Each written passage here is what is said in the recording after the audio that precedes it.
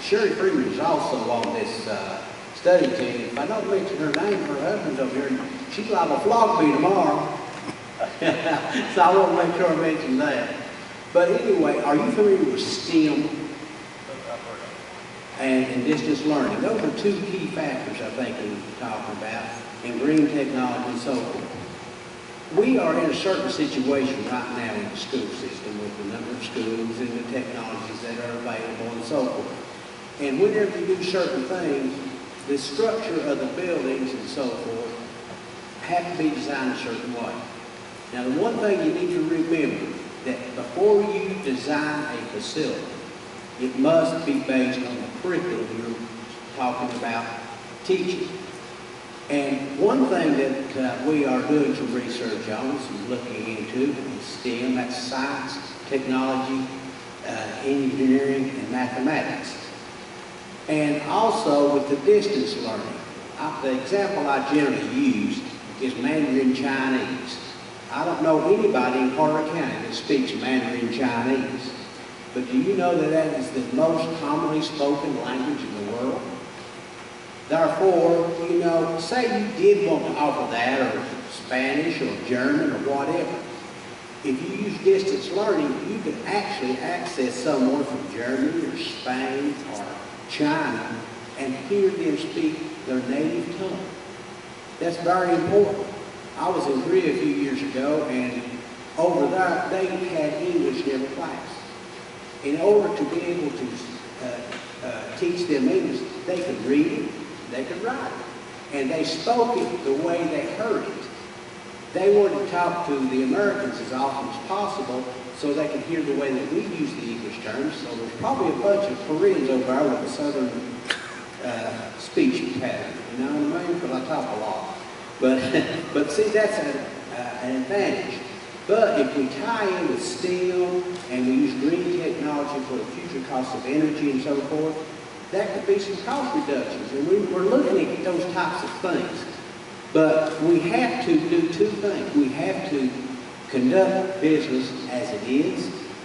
Then we're doing a study to see where we want to go or where we might need to go, and see what how it's going to benefit the students and the taxpayers. And then we've got to go that direction. But currently we're in a squeeze play where we have the current situation, and maybe down the road we'll have the future situation, which will be hopefully much improved. We can only do so much with the current situation, you know, and I think we try hard. But there are certain things, like the methods of teaching has changed a lot. When I first started teaching years and years ago, most of the people taught, they would stand in front of the classroom and they would lecture. And everybody knows that the lecture method is the worst way for people to learn. But hands-on, about 80% of the people are going to learn. If you combine those two, you're going to have a much better learning curve. Therefore, nowadays, I talk to a lot of teachers, and they're training them to do a lot more hands-on type activities. In STEM education, we could do that, and we could combine things that use hands-on with the lecture and research and so forth. So, you know, right now we're looking at the way it is. We're trying to determine how we think it should be, but we cannot build a facility or redesign or rework a building unless we know the direction we're going and design it that way. And I just want to make sure everybody understood the purpose in this meeting and this study team is try to look the way it is, look where we need to go, and try to find a pathway to that. And that will always include the curriculum itself. Okay. I agree with you. Technology never changes. You have to go with technology. I mean, your infrastructure in these schools were at one time planned for a different type of education. Students are receiving times to change. We have to change with those times. I agree with you 100% there. You know, time management in these schools, the county and the newspaper that saves money. There's a lot of things we can do. Technology will make things a lot better for everybody. So. That's what we're looking at. And if you're here, there, sit right where you're at. Okay. I had an idea about 6 months ago.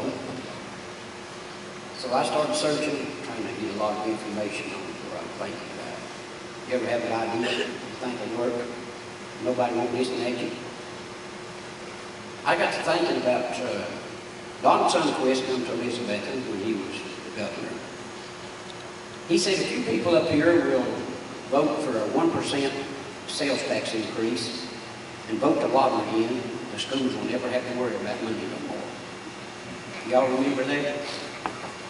Okay, I started thinking about that and checking out some things.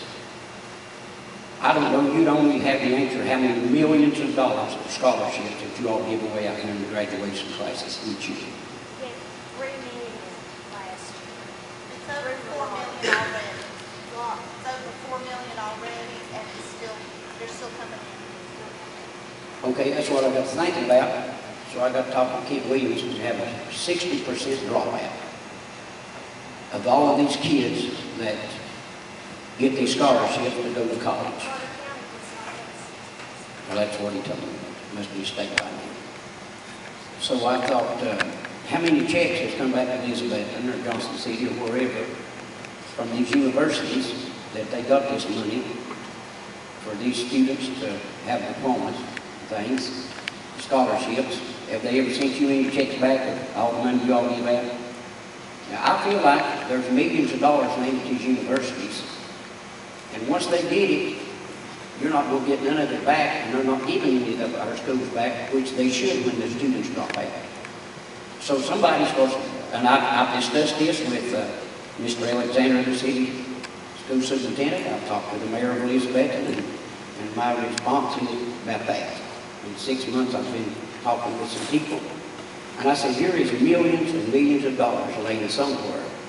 They're building big ballparks, big dormitories, and all these things. They're getting that money, and I believe it's our school money that we should be getting back for these scholarships. So just think about that. How many $1 million that we don't have, that we could have if somebody would just go after it. And so the next idea I got, the reason I'm here, I had 3 kids graduate from here. I've got 5 grandyoungins in the 3 Catholic Valley schools. I've got about 6 or 8 children now in my church that goes to school with these 3. And I want to suggest this. My daughter has been working at the elementary school for between 13 and 15 years. These girls sit down in that office in one of the most dangerous positions that I've ever saw in this country. Split homes, busted marriages and all these things. Guys walk in there, they threaten them all the time. And they make fairly decent money while they're working. But I think it's about time they can't draw no unemployment. They're out about 4 months. That would be like this, they'll check out 4 months and daddy has to help pay the house payments and the light bills and all these things while they're out. They should be in an unemployment set up for these people, or either somehow put them on the payroll, because they've got a dangerous job. And I think they should be paid for it after they've been with the system that long. And if we had all these millions of dollars, it would be no problem, would it? So I'm telling you guys, somebody needs to talk to somebody in Nashville and find out what's happened to all these millions of dollars in these dropout kids. It would be phenomenal. I guess it's the money that's somewhere. Y'all need money? Go get it. Yeah, Dan, you want to talk about the lottery? I get the lottery question to me because that's a pet peeve of mine. I remember when the lottery was proposed and was on a vote by the people of Tennessee, I asked a lot of people, are you for the lottery? And they said, oh yeah, I was for the lottery. But when you told them, you know, K through 12 is not going to get a penny for the lottery money, well, I didn't know that. So we don't have any millions out there, Mr. County. It's nothing wrong with the public school system of Tennessee. It belongs to the, I don't know how they disperse it. It's a great program because it allows a lot of students in Carter County and across Tennessee to go to college. It's a great program. But that was a constitutional amendment. I talked to Rusty Crowe before it was voted in. I said, Rusty, why don't you put it for at least public education to get a part of it? No, we'll do that when it's over. I said, Rusty, it's a constitutional amendment. You can't do it when it's over. So the only way to get that money back in the public school system is for the state legislature to have another constitutional amendment we ratified with the voters of Tennessee.